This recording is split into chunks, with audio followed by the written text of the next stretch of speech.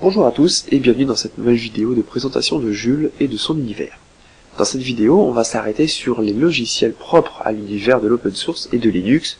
Vous allez voir qu'ils sont très nombreux et que vous les connaissez déjà pour beaucoup. Quand je dis que vous les connaissez déjà beaucoup, c'est que les principaux sont disponibles aussi sous Windows et Mac OS X. Je veux parler bien sûr de Firefox, de Thunderbird, de VLC que vous connaissez, d'Audacity pour le montage audio, de Blender pour ceux qui connaissent pour la 3D. On parle également de LibreOffice ou d'OpenOffice pour tout ce qui va être bureautique. Ces principaux logiciels, vous les connaissez parce qu'ils ont été portés sur les autres plateformes et qu'ils se sont inscrits comme des logiciels de référence. C'est par exemple grâce à Firefox qu'on a détrôné Internet Explorer qui n'était pas forcément le meilleur des navigateurs du monde. Comment fonctionne aujourd'hui l'installation d'un logiciel et sa suppression sous Linux? Eh bien, si sous Windows, on est obligé d'aller sur Internet, d'aller chercher le nom du logiciel, puis ensuite le site, de les télécharger, de lancer l'installateur, de cliquer sur suivant, de faire attention à ce qu'il n'y ait pas de pub à côté, ou pas de logiciel annexe, de barre d'adresse, etc. Eh bien, sous Linux, c'est beaucoup plus simple. On a le gestionnaire de logiciels, la Logitech Ubuntu, ou Synaptic pour ceux qui préfèrent la méthode ancienne.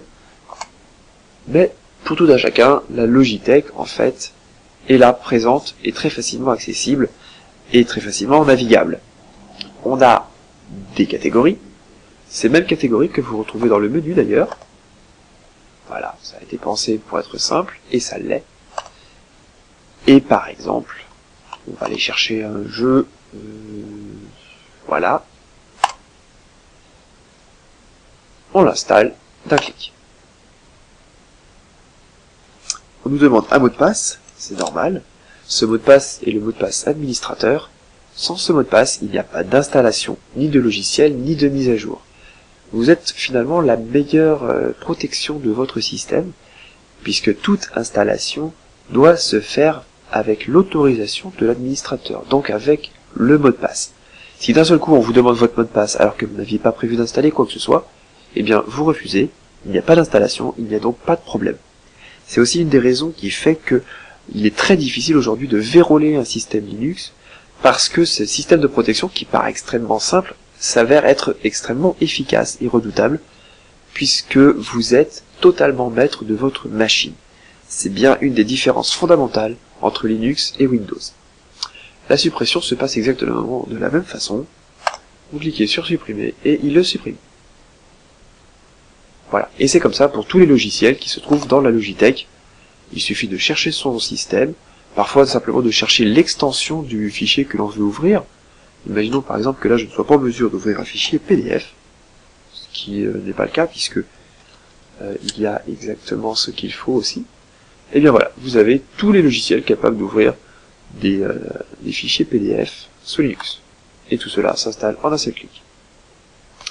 Alors, justement pour les fichiers PDF, moi j'ai une préférence pour celui-ci, qui vous ouvre autant de PDF que vous voulez dans des onglets. Ce qui fait que vous avez une seule fenêtre, et autant d'onglets que vous voulez, rangés parfois par ordre alphabétique, ou par ordre numérique. Il suffit en fait de le demander. C'est extrêmement pratique et efficace quand on a énormément de fichiers PDF à gérer. Celui-là, je vous le recommande, je trouve même qu'il fonctionne mieux qu'Adobe Reader, que l'on trouve aussi sous Linux. En ce qui concerne Flash, puisque c'est une question récurrente, Flash est le greffon logiciel qui est mis à jour avec le gestionnaire de mise à jour. Pour tous les logiciels qui sont installés sur votre système, eh bien, vous avez des mises à jour qui sont parfois publiées. Par exemple, Flash.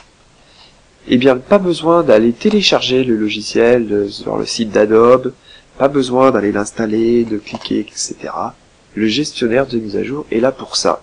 Il va centraliser l'intégralité des mises à jour de vos logiciels pour tout le système. Donc c'est extrêmement simple encore une fois. Quand il y a une mise à jour d'arrivée, elle vous est signifiée, libre à vous de la faire quand vous voulez. Vous n'êtes pas tenu de la faire tout de suite, elle n'est pas faite automatiquement à la fin de votre session quand vous fermez. C'est vraiment à votre convenance quand vous le souhaitez. Vous avez la liberté totale de faire ce que vous voulez avec votre système. C'est encore là différence fondamentale entre Windows et Linux. Tant qu'on y est, je vous présente le système de paramétrage, c'est-à-dire le gestionnaire des paramètres. Encore une fois, c'est quelque chose de très très simple, que vous allez retrouver notamment sous Mac OS X, pour ne citer que lui. Une seule fenêtre, tous les paramètres. Tout est regroupé là. Le système, le matériel et la personnalisation, qui se fait sur bien des points, entre le gestionnaire de fichiers, les fenêtres, le tableau de bord, bien sûr le fond d'écran que vous pouvez personnaliser, l'apparence, là c'est à vous d'explorer tout ça. Les possibilités sont extrêmement nombreuses. Rapidement, j'en viens à vous présenter ça. Il vous suffit en fait de choisir un thème et il est automatiquement mis en place. C'est extrêmement simple, vous pouvez en choisir plein sur internet, les intégrer très simplement dans votre système. Ça se fait, encore une fois, très très vite et très très simplement. Voilà, ça c'est pour la présentation assez succincte parce qu'il y a beaucoup à dire sur les paramètres. Donc, sur un système Linux, on a un gestionnaire de logiciels, un gestionnaire de paramètres et un gestionnaire de mise à jour. On a également le gestionnaire de fichiers que je vous avais présenté lors d'une précédente vidéo. Donc tout ça fait que le système est parfaitement regroupé en pôles d'administration, on peut dire ça comme ça. C'est très facile à gérer, très facile à administrer, très facile à utiliser. Vos logiciels s'installent d'un clic, vos fichiers sont accessibles en un clic, vos paramètres sont accessibles en un clic. Voilà. Tout est là, facilement accessible et sous la main. Vous n'avez pas à chercher pendant 3 heures pour trouver quoi que ce soit.